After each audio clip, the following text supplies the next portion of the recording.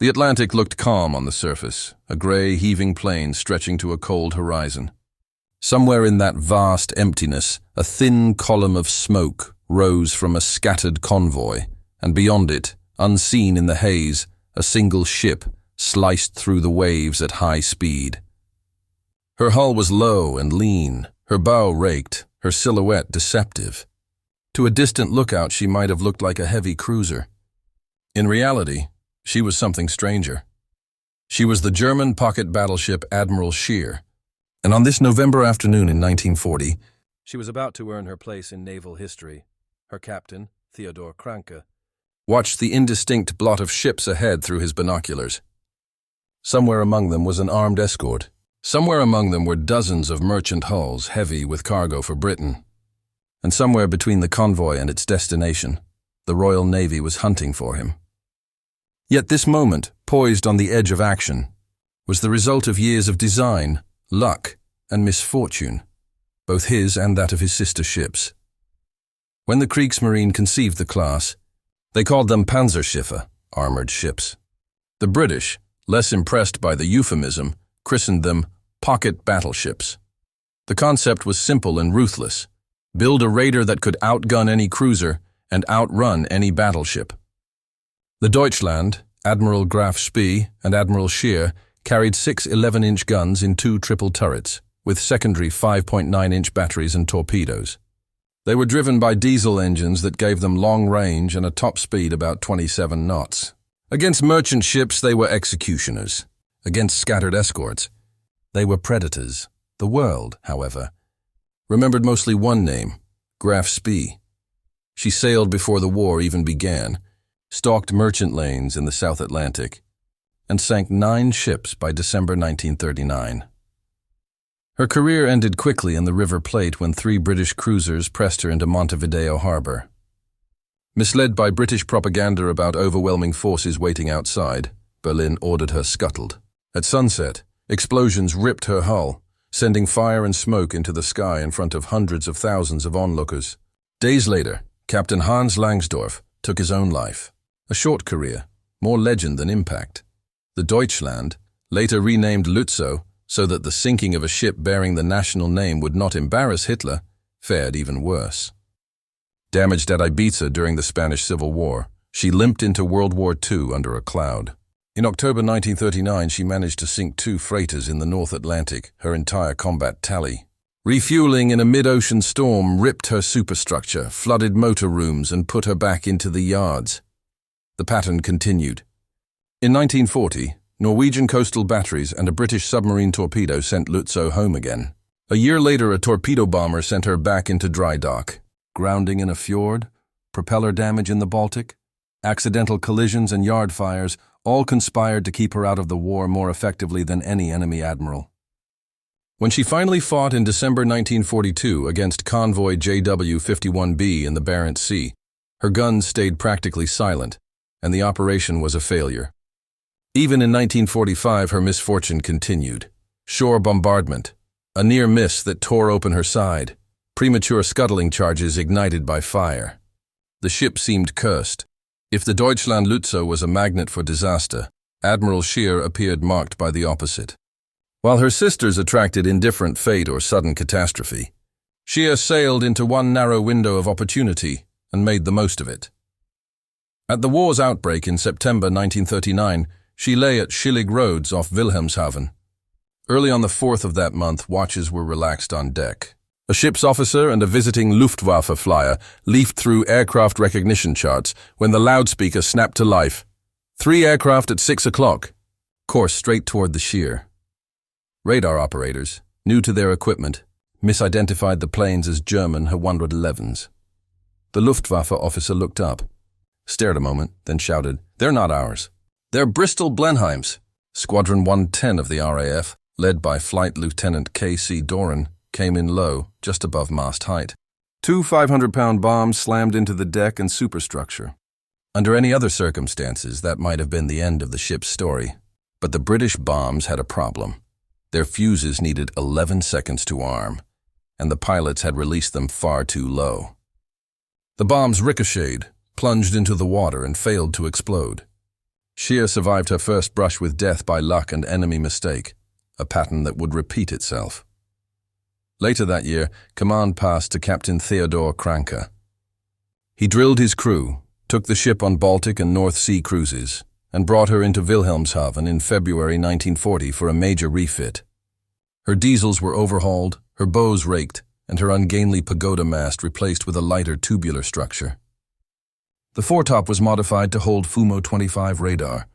Her engine mountings were strengthened to reduce vibration and improve fire control. 5 months she sat in the yard while the rest of the German surface fleet bled in the invasion of Norway. Blücher went to the bottom. Other heavy units came back crippled or never returned. Had Scheer been at sea, she might easily have shared their fate. Instead, she emerged untouched, modernized, and ready. Luck again, dressed as absence. By October 1940, after months of training and sea trials, Scheer stood ready for war against trade. On the 23rd, she slipped out of Gottenhafen into the Baltic on her first commerce-raiding cruise. That same night, in the Great Belt between the Danish islands, another small twist of fate intervened. One of her propellers fouled the chain of an unmarked navigation buoy.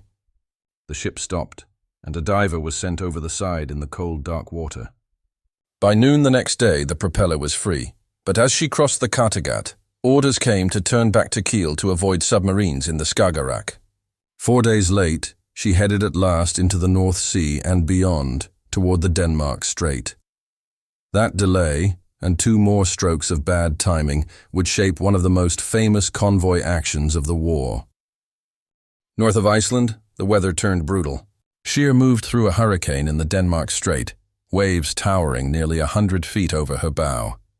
Men were washed off their feet and thrown against bulkheads. 2 were lost overboard. Unsecured stores rattled through compartments. Seawater poured through open ventilators and ruined food. Motorboats were smashed. Even on the bridge, the captain and helmsman were flung into corners. It took all of Scheer's diesel power and seamanship to hold course.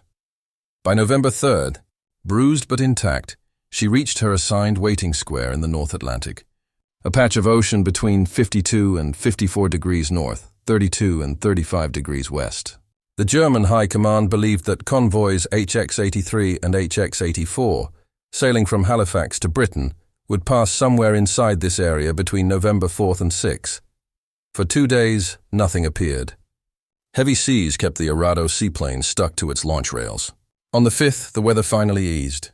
The Arado rose into a calm sky, flew a fruitless triangle, then searched again. On the second sweep, the pilot returned quickly. Multiple ships to the south, about 88 miles away. The crew assembled in excitement. After 14 months of war spent mostly in harbor or exercise, Admiral Scheer was about to fire in anger. At 2:15 p.m., radar showed the first faint spikes. The set was crude. It could not distinguish ranges well, but its promise was clear. At 2:27, a lookout sighted smoke almost dead ahead. Captain Kränke was puzzled. The convoy should have been farther off. The ship they saw was alone. In reality, this was the 5,400-ton Mopan, a banana boat from Jamaica carrying 70,000 stems of fruit. She had overtaken convoy HX-84 and decided not to join it, preferring to maintain speed. To Scheer, she looked like a possible armed merchant cruiser scouting ahead. Kränke signaled her to stop and maintain radio silence. Obediently, the Mopan's crew abandoned ship and began rowing toward the radar. Eager to avoid endangering them with heavy shells, Scheer's secondary and anti-aircraft guns opened up from close range, quickly sinking the abandoned merchantman. By the time the British sailors were taken aboard and the raider turned back toward the convoy, an hour had passed. Sunset would come at 4:31, twilight a half-hour later. 1 stroke of luck for Mopan's survivors, 1 lost hour for Kränke. He had choices. He could wait until morning, but that would move him closer to Britain's patrol lines. He could ignore HX-84 and lie in wait for HX-85, or he could attack at once and accept the complications of dusk and darkness, trusting his radar and gunnery. Impatience and opportunity made the decision for him. Scheer went in. At 4:30 p.m., as daylight ebbed, a forest of masts and hulls rose ahead out of the horizon haze.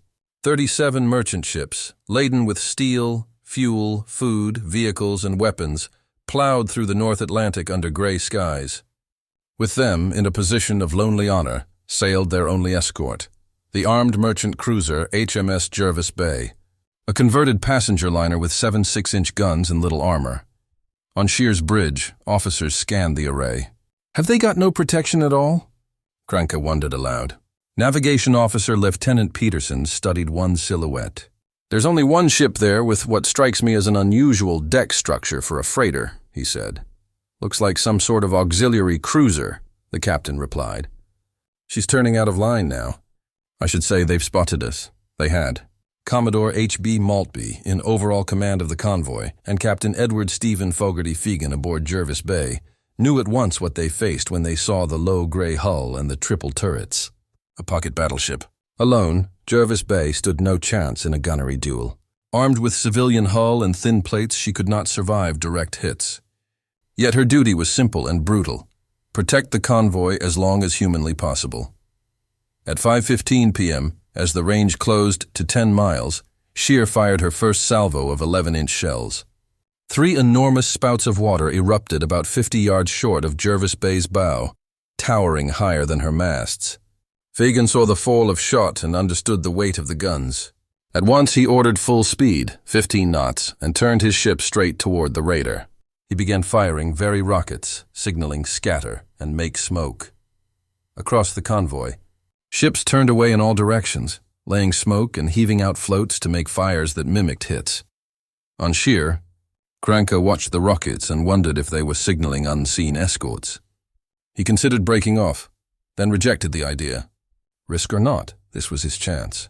He would take the escort first and then hunt the freighters in the dark. Jervis Bay opened fire with her 6-inch guns at maximum elevation. The first salvos fell thousands of yards short. The little ship's range was too limited. One freak cordite charge, overly strong, sent a shell unusually far, landing close enough to spray Scheer with water. It worried the captain briefly. If the escort could score hits, damage could slow his raider and doom her later under British pursuit. But no further shots came near. Scheer's second 11-inch salvo bracketed Jervis Bay. The third struck home. A 780-pound shell smashed into the forward superstructure, blowing apart part of the bridge, killing several officers, and wounding Fegan severely. The radio room, generators, and backup batteries were destroyed. With rangefinder, director, and fire control knocked out, Jervis Bay was effectively blind and deaf, but she kept coming. Guns firing manually as long as ammunition and men remained. At the same time, Scheer's secondary batteries targeted the tanker Delfinula. Straddled by the first salvo, the tanker captain lit smoke floats to simulate fire. Red glare and thick smoke billowed across the water. Convinced she was fatally hit, Kranke ceased fire and switched to other targets. Delfinula slipped away under cover, vanishing into the smoke to survive the night. Then fate dealt Scheer a blow of its own. The violent recoil of her big guns cracked the crystal in her radar set, knocking it out of action. The very tool that could have guided her through darkness now lay dead. Fire control reverted to optics and experience, still better than most Allied systems at this early stage of the war. But blind to ships hidden in smoke or night, Scheer continued pounding Jervis Bay. For 15 minutes, shells walked the length of the little escort, tearing away superstructure, setting fires, crippling steering. Her main and auxiliary steering failed. Guns fell silent one by one, and the ship was reduced to a burning, zigzagging wreck. Yet she would not sink. Unknown to the Germans, her cargo holds were filled with 24,000 empty 45-gallon barrels, sealed and packed to slow her loss if damaged. They did their job. Seeing explosions on her decks, Kranke misinterpreted them as continued gunfire and kept the main battery on her far longer than necessary. In the meantime, commodity ships scattered into the growing dark. The one escort, by sacrificing herself, bought the convoy time. Finally, after more than an hour, Scheer's big guns shifted to a new target, the large two-funneled Rangjitiki, which Kranke suspected might be a troop ship. She was in fact a fast cargo liner with 75 passengers. The raider's salvos fell close, short, then bracketing, then within 50 yards. Captain H. Barnett swung his ship into the smoke bank. Shell splashes lashed her hull and bridge, spraying fragments and salt water, but luck and evasive handling saw her escape.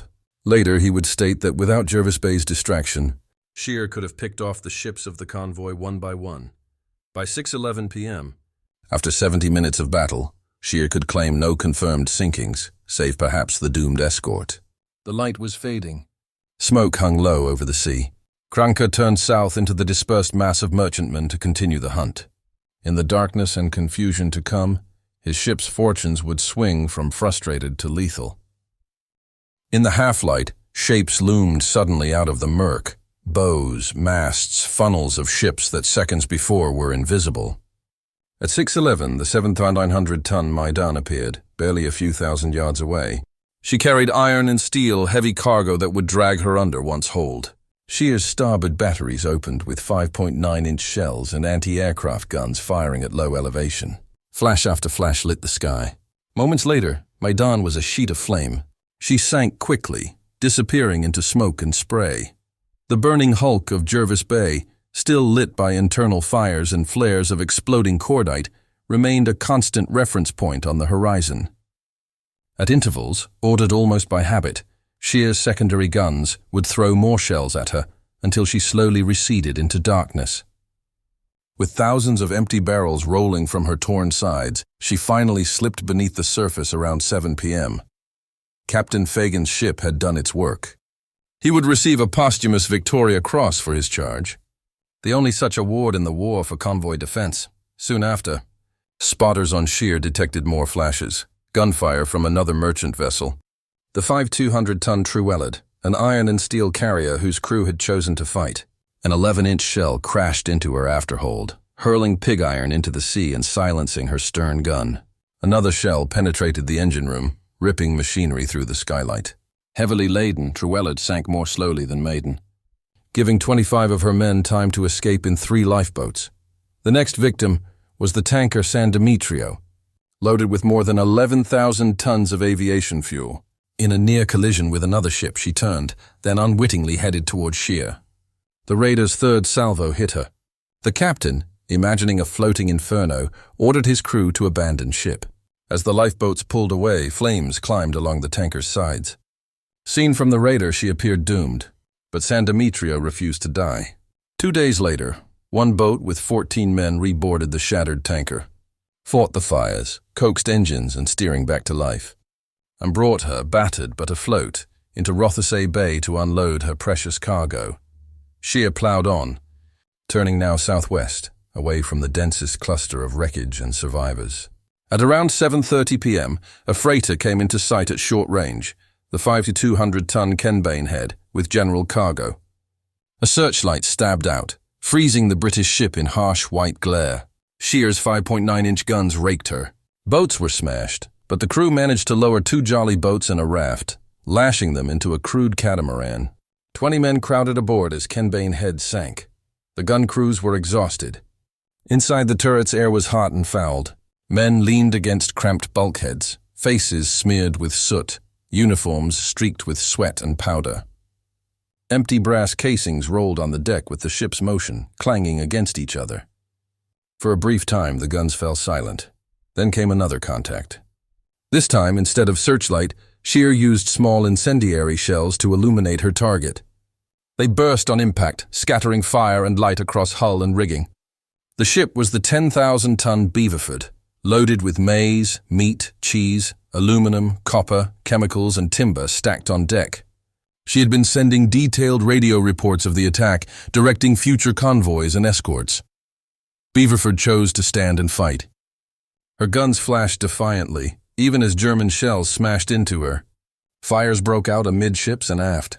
Scheer's main and secondary batteries registered 3 and 16 hits respectively, tearing huge holes in her hull. Yet she did not go down. Timber and heavy cargo kept her stubbornly afloat. On the bridge of the raider, Captain Krieger listened to her last wireless message. "It is our turn now." "So long." The captain and crew of the SS Beaverford. He admired the grim resolve. To conserve shells, he ordered a torpedo. 2 bait fired. The weapon streaked beneath the waves and detonated under her forward section. The bow lifted, hesitated, then plunged. Beaverford slid under the surface without survivors. The time was 8:30 p.m. Scheer steamed on. At 9:17 p.m., another freighter appeared, lit suddenly by the raider's searchlight. the 5,000-ton Fresno City, carrying maize. German guns fired independently, some 11-inch, some 5.9-inch. Within moments, 6 shells had punched into her hull. 35 survivors escaped in 2 boats. The burning wreck remained visible until she sank several hours later. By the end of the action, Scheer had sunk 5 merchant ships, Maydan, Trewellard, Kenbane Head, Beaverford, and Fresno City, plus Jervis Bay and the earlier Mopan. 7 ships in a single operation, more than many U-boats managed in entire patrols. Yet for all this, there was a sense of incomplete victory. 37 ships had sailed in HX-84. By the time darkness and smoke swallowed the sea, most had escaped guided by courage, luck, and the sacrificial stand of their lone escort. Kränke knew he had missed an opportunity. Delay at the outset, the hour lost with Mopan, the failure of radar, and his insistence on finishing the Jervis Bay before fully turning on the convoy had all cost him. Had he been able to press the attack with full vision and no distractions, Scheer might have inflicted the sort of devastating blow the Kriegsmarine dreamed of, an entire convoy destroyed. Yet, in another sense, the operation was a strategic triumph. At the first reports of a pocket battleship on the main Halifax-Britain route, the British Admiralty panicked. 5 widely dispersed task forces were thrown together, totaling 2 battleships, 3 battlecruisers, an aircraft carrier, 5 cruisers, and 15 destroyers. Convoys turned back or remained in port. Harbors became congested. Ships vital to Britain's survival sat idle. As naval historian Captain S.W. Roskill later wrote, "The loss of imports caused by the pocket battleship's sudden appearance on our principal convoy route was far greater than the cargoes actually sunk by her." While the Royal Navy scoured empty seas, Scheer was already gone. Captain Kränke turned his raider westward at full speed, then angled south toward a rendezvous point known as Point Green, near the Tropic of Cancer. There, on November 16th, the supply ship Nordmark appeared on the horizon, masquerading as the American Prairie, with a painted U.S. flag on her side. For the men of the Scheer, she meant fuel, ammunition, food, and friendship. Many of Nordmark's crew had trained with them. Reunion in mid-ocean felt almost like homecoming. Refueling in Atlantic swells was a delicate art. Nordmark streamed a light line astern, held afloat by a balloon. Scheer picked it up with boat hooks, hauled aboard progressively heavier lines, and then a towing hawser. Diesel fuel lines followed, strained over the sea between the 2 pitching hulls. For hours, the tanker towed the raider at slow speed while bunkers filled and boats shuttled ammunition, spares, and food. One 11-inch shell was damaged. A keg of beer dropped and burst 3 decks below. No one was injured. When the hoses were finally disconnected and the ships parted, both crews knew they had pulled off a dangerous job without mishap. A week later, about 400 miles southeast of Bermuda, Scheer found her next victim, the 7,500-ton Port Hobart. She carried airplane parts, paint, phosphates, paper, lubricating oil, linoleum, slate, a typical mixed cargo of war. When Scheer signaled her to heave to, the freighter instead showed her stern and transmitted RRR radar signals, broadcasting her plight and position. Kränke allowed this, deliberately. Each such signal would send British ships racing to the area, and by the time they arrived, Scheer would be gone. The freighter eventually stopped under warning fire. A boarding party led by Lieutenant Engels went aboard, gathered nautical instruments, charts, tools, and small arms as prizes. At the captain's insistence, they forced open a door and discovered a trove of Scotch whiskey. Before they could enjoy the find, a shout rang out. The scuttling charges had been lit prematurely. Engels and his 3 men stayed on the bridge, feeling marginally safer than on deck. 5 explosions ripped through the hull. Port Hobart heeled, hung, then slowly began to sink. The last boat, 200 yards off, picked up the prize crew. Still she lingered. 2 more scuttling explosions followed before she finally went under. It took anti-aircraft gunfire to finish her. Before she disappeared, the raider had taken aboard all 68 of her crew and passengers, including 7 women. From then on, Scheer played a game of wits with the Admiralty. Kränke would sit in his darkened cabin, cigar glowing, and imagine himself in a British operations room. If a ship had been sunk here and another there, what pattern would the enemy assume? Would they think the raider was heading south toward Cape Town? north to the western approaches, or back toward Germany. Then he would choose a course that undermined that prediction, slipping where they least expected him. Off the Canaries, he sank the tribesmen after a brief but sharp gun duel. The freighter's captain had tried to fight, his crew manning a 4-inch stern gun until Scheer's fire smashed it and forced them overboard. 76 were taken prisoner. Their captain and a handful of men escaped in a motorboat into the night. Next came Duquesa in the South Atlantic, an 8,654-ton freighter carrying an extraordinary cargo. 9,000 tons of meat, vegetables, and fruits. 15 million eggs, wine, whiskey, liqueurs, and luxuries. After discovering that she lacked coal to run as a prize back to Europe, Scheer turned her into a floating refrigerated storehouse for the raider and her supply ships, christening her the Floating Delicatessen. For a time, the German mid-ocean group, Scheer, Nordmark, the auxiliary cruiser Thor, and others, ate like kings aboard a British freighter in the middle of nowhere. In December, Scheer moved to the Gulf of Guinea shipping lanes. Here she captured the Norwegian tanker, Sandefjord, with 13,000 tons of crude oil, and the cargo vessel Barneveld, laden with 6 fighter planes, trucks, ammunition, and military supplies. The capture of Barneveld and the sinking of another freighter, Stanpark, produced one of the cruise's strangest moments. A torpedo launched at the stubbornly buoyant Stanpark missed, struck Scheer's own cutter, then looped in a tight arc and headed back toward the raider. For long seconds the bridge watched in horrified silence as the weapon ran straight for their midships. 20 yards short, it nosedived and vanished. Only then did anyone breathe. "You were right," Kranke told his signals officer, who had once said Scheer was a lucky ship. Through January and February 1941, Scheer continued to stalk the lanes between Africa and South America, then swung into the Indian Ocean. There she raided between Mombasa and Madagascar, cooperating with the auxiliary cruiser Atlantis and replenishing from tankers and captured ships. Duquesa's coal finally ran out. Her crew burned deck planking, doors, even a piano to keep refrigerators running. When nothing was left to burn, she too was scuttled. Scheer's Arado seaplane spotted targets ahead of the ship. British Advocate, carrying 8,000 tons of fuel and crude, fell into German hands with barely a shot. Gregorios, a supposed Greek neutral, turned out to be carrying guns, tires, plate, and other war cargo disguised as Red Cross shipments from New York to Athens by way of the Cape. Canadian cruiser, painted with a giant American flag and USA under the bridge, tried to pass as neutral. Her crew were all British, and her cargo, titanium ore, told another story. She was sunk. In the midst of these successes, Grand Admiral Erich Raeder's signal came. Hitler had awarded Captain Theodor Kranke the Knight's Cross. Another message ordered him to return to Germany by the end of March, quietly, and to meet a U-boat near the equator to receive replacement radar crystals. It was time to bring Scheer home. Homeward, however, meant running a gauntlet. The Royal Navy knew that a powerful surface raider was loose in the Indian Ocean and South Atlantic. Task forces fanned out from Mombasa, Cape Town, and Ceylon. Aircraft carriers, cruisers, and armed merchant cruisers patrolled likely routes.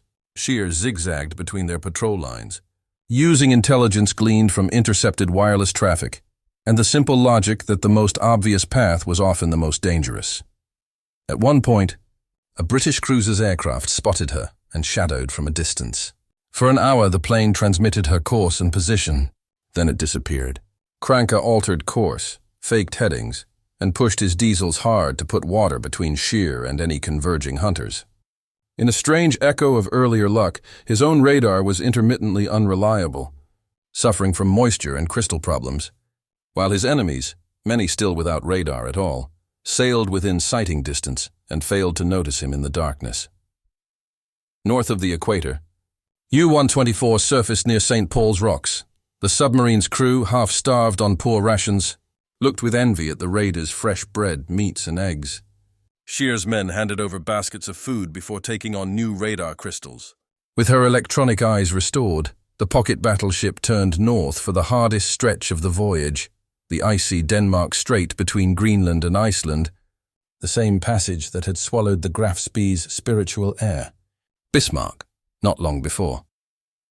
By late March 1941, The sea there was clear and cold, visibility unnervingly perfect. In such conditions, any ship on the horizon could be seen for miles. To avoid detection, Krieger steered Scheer toward the edge of the Greenland ice pack, seeking fog. The temperature difference between the ice and the Gulf Stream did indeed produce mist and squalls, but the route was treacherous. On March 26th, Scheer moved cautiously through snow showers when her radar picked up a large contact at 20,000 yards. Speed 15 knots, course 60 degrees. A British cruiser, Fiji, was patrolling near the ice. For hours, the two ships steamed roughly parallel, unseen, each unaware of the other's identity. Later, another cruiser, Nigeria, appeared in the optics, vague in the low light. Scheer turned away sharply, a puff of smoke betraying her brief acceleration. No one in the British force noticed. Then her radar failed again from condensation. For several hours, Scheer slipped between potential enemies by dead reckoning and luck alone. At one point, a heavy cruiser passed within 8,000 yards, seen only as a dark shadow through a torpedo sight. Somewhere on that British deck, a man struck a match or flicked a lighter. The brief flare gave the Germans an exact range.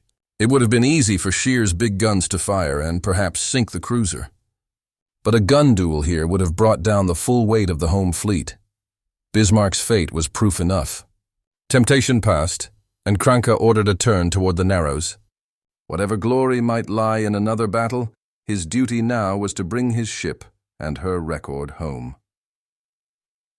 In the early hours of March 28th, Admiral Scheer broke out into the open North Atlantic.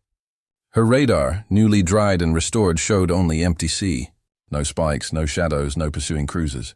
From there, the last leg to Germany was uneventful. On April 3rd, 1941, exactly 8 years after her launch, the pocket battleship eased into Kiel Harbor.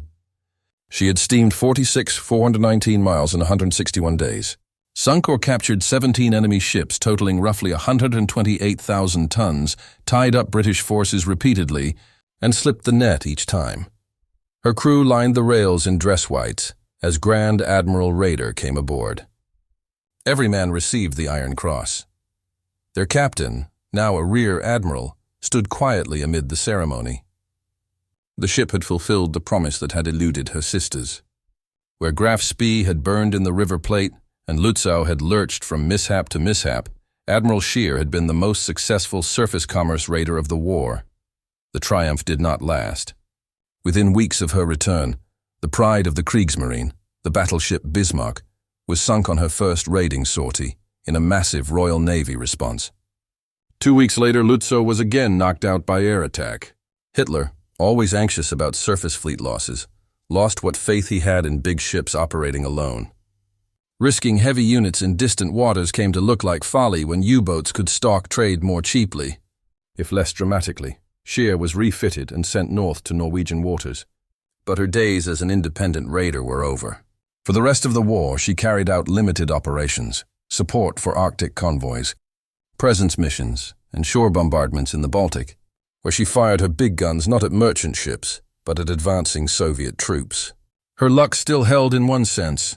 She avoided the torpedo betrayals and mechanical disasters that haunted Lützow, but her role shrank with each passing month. In September 1944, she was off Finland, covering German withdrawals as the Red Army pushed west. From October to March 1945, she lobbed shells at Soviet positions from the Baltic. Sporadic fire by a ship designed for the open ocean but trapped in coastal support duty. Then, on the night of April 9, 1945, fate finally caught up. At 10:30 p.m., Allied bombers appeared over Kiel, hundreds of them. This time, Scheer lay in harbor, effectively defenseless. Her anti-aircraft batteries fought, bringing down 2 aircraft, but weight of bombs and fire was overwhelming. One bomb struck and exploded. Others tore great holes in her starboard side. Power failed. Lights went out. In the dark, smoke-choked interior, men groped through slanting passageways as the ship rolled. Within minutes, she listed 16 degrees, then nearly double. The abandoned ship order could not be heard in all compartments. 15 crewmen died, killed by explosions, crushed by shifting machinery, suffocated by fumes, or drowned as compartments flooded. At 10:45 p.m., Admiral Scheer turned on her side and capsized in 50 feet of water, hull broken, masts leaning. a shattered hulk in a burning harbor. After the war, under British supervision, salvage crews stripped her of valuable metals, guns, and turrets. The twisted remains of her hull were covered with rubble. In 1950, the wreck was buried completely and paved over. The most successful surface raider of Germany's war at sea became the foundation of a parking lot in a rebuilt city. Her sister Graf Spee had gone out in flames before cheering crowds. Lützow had staggered through years of mischance, finally scuttled in the Baltic. Scheer's end was quieter and, in its way, more final. Not a monument, not even a wreck, but a hidden shape under asphalt and parked cars. Yet for a brief window between 1940 and 1941, Admiral Scheer had shown what the pocket battleship concept could do when luck, leadership, and design all aligned. She had hunted in the great spaces of the Atlantic and Indian Oceans, slipped through storms and patrol lines, fought convoys and lone freighters, and thrown Allied shipping schedules into chaos far beyond the tonnage she sank. Among the big ships of the Kriegsmarine, she alone fulfilled the role she had been built for. In that sense, her story outlived the concrete that covered her. Somewhere beneath the traffic of modern keel lies the hull of a ship that once made the Atlantic tremble, and for a time turned the world's greatest merchant fleet into prey.